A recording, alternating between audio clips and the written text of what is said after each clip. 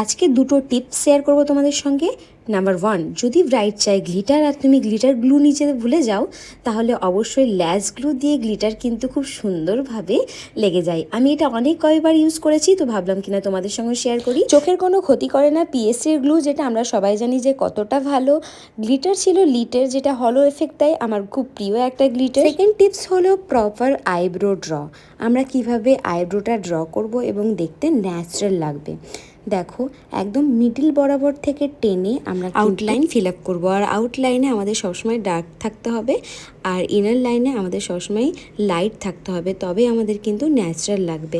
একদম দুটো ড্র ভালো করে প্রপারভাবে করে নিয়ে আমাদের মিডিলটা ভালো করে ফিল আপ করতে হবে। আর যত আউটলাইনে যাব তত কিন্তু আমাদের ডার্ক রাখতে হবে, এটা কিন্তু সবসময় মাথায় রাখতে হবে। একদম আগা থেকে গোড়া অবধি সমান করে দিলে কিন্তু ন্যাচারাল লাগবে না, একদম বাজে লাগবে আইব্রোটা।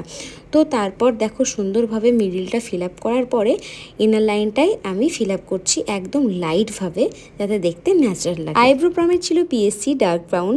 আর হ্যাঁ, আমি কিন্তু অল টাইম পুরো মেকআপ হয়ে যাওয়ার পর, আই মেকআপ হয়ে যাওয়ার পরেই আইব্রোটা করি, এটা আমি কমফোর্টেবল ফিল করি। তোমাদের পুরো ভিডিওটা কেমন লাগলো অবশ্যই জানাবে, ভালো লাগলে লাইক কমেন্ট শেয়ার করে দিও। সবাই ভালো থেকো, সুস্থ থেকো, দেখা হচ্ছে নেক্সট কোনো ভিডিওতে। Love you guys, tata, by.